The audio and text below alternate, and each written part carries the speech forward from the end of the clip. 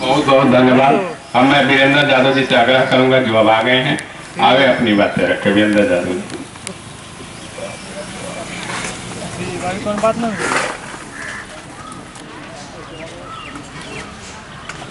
अच्छा है आओ तुम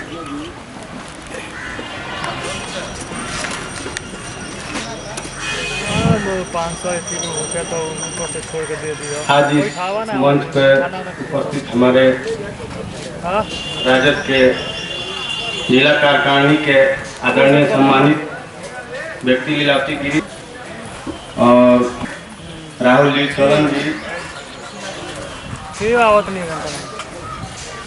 आज जिस लिए हम लोग को इकट्ठा किया गया कि युवा अध्यक्ष का चुनाव करना है, उससे संबंधित जो भी वक्ता अपने अपने विचार रखे उनका हमने स्वागत किया। हमने सुना उस बातों को। हमारी राष्ट्रीय जनता दल की पार्टी सबसे बड़ी पार्टी थी, न हमारे कार्यकर्ता कम थे और न हमारा संगठन कमजोर था।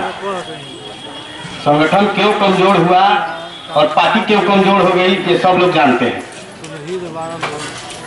हर किसी गांव में जाने के बाद कोई ऐसा गांव नहीं था जहां कि 50 व्यक्ति 100 व्यक्ति राजद के लिए नहीं थे। और खास करके दरौंदा में जब भी चुनाव आया तब पार्टी के लिए खोजा गया। पार्टी का कोई प्रमुख, पार्टी का कोई नेता या पार्टी का जो भी हो, लेकिन किसी काम के लिए, किसी गरीब के लिए अगर कोई काम किया है तो मैं ये खुले तौर पे कहूंगा कि केवल एक सोलन जी थे कि हम लोग गांव से किसी व्यक्ति को लेके आते थे तो इस आदमी का ये प्रॉब्लम है, सोल्व कीजिए, जितना होता था वो करते थे। इसमें हमारे जिला कमेटी के लोगों को सोचना पड़ेगा। आज नई नई पार्टियां आ गई हैं, कोई रोड पर जमीन ठेका करके पार्टी कार्यालय बना दिया है, कोई कहीं भाड़ा लेके अपना जो भी उसका देन तगादा है अपना देता है, अपना भाड़ा लेकर रूम खोला हुआ है। पार्टी के लोग आते हैं, उसमें बैठते हैं, एक दूसरे से बातें करते हैं।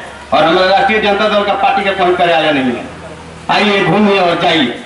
और आला कमान के पास तो सब लोग जाएंगे नहीं, क्योंकि वहां भी दायरा है। इसलिए आज जो हमारे काफी करीबी हैं, बड़ी खुशी हुई निरंजन जी के युवा राष्ट्रीय जनता दल के अध्यक्ष बनने पर कि हो सकता है ये हमारे युवा राजद के कार्यक्रम को आगे बढ़ाएं, लोगों के दिलों तक जाएं।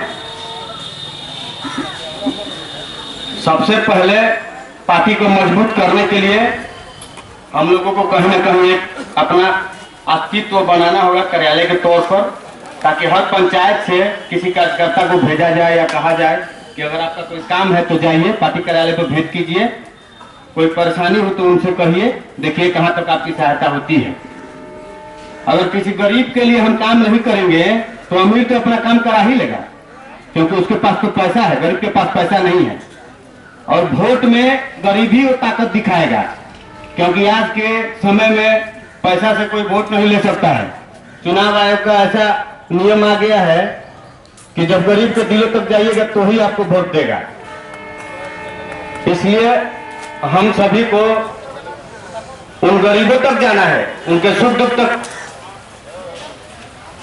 उनके उस बात को सुनना है कि वो आदमी कहां तक क्या कह रहा है, कहां तक उसकी सच्चाई है। उसके बाद उसके मामले को सॉल्व करते हैं, तब तो हम उसके दिलों तक राज करते हैं, तब वो हमारे पार्टी के लिए लड़ेगा रहेगा। नहीं तो चुनाव में काम निकाल लिए, उसके बाद उसका कोई काम पड़ता है तो ना किसी हमारे पार्टी के नेता का पता चलता है, ना कहीं कार्यकर्ता का कोई इमेज बनता है। तो इस तरह कीजिएगा तो हम तो 15 साल से लगे हैं, उसी तरह हम भी अब महसूस करते हैं कि काम पड़ता है तो सोलन जी कराएंगे, तो सोलन जी के लिए मारपीट करेंगे। हम क्या करना है, सीधी सी बात है। 15 साल से हैं, चक्कर छाप जब से लालू जी चुनाव लेकर आए थे तब से पार्टी के लिए काम किए। काम पड़ेगा तो पता चला कि किसी नेता के पास पैरवी नहीं है, किसी के पास जा नहीं सकते हैं, तो जिनके पास जाएंगे उनके लिए काम करेंगे। नहीं तो हमारे राष्ट्रीय जनता दल जैसा कोई पार्टी नहीं था। 15 साल हम लोग राज किए हैं। एक बार महाराष्ट्र गए थे हम घूमने के लिए, वहां देखे कि मनसे कोई है, राज ठाकरे है, हर गली गली में कार्यालय है, कहीं भी उनका पकड़ क्यों है, कार्यालय के करते हैं। अब हर काम के लिए हम जिला कार्यालय में जाएंगे, लीलावती जी के पास जाएंगे, तो पूरा जिला का नेतृत्व करना है। लेकिन प्रखंड में जब हमारा कार्यालय होगा, अस्थायी तौर पर होगा, तो हम कोई भी मामला होगा तो प्रखंड कार्यालय को कहेंगे। इसलिए ज्यादा तो नहीं कुछ कहेंगे, कहने के लिए तो बहुत कुछ है, लेकिन अब जो कहना होगा करना होगा निरंजन जी के साथ मिलकर कहेंगे। इसी के साथ में अपनी बारी को विराम देते हैं।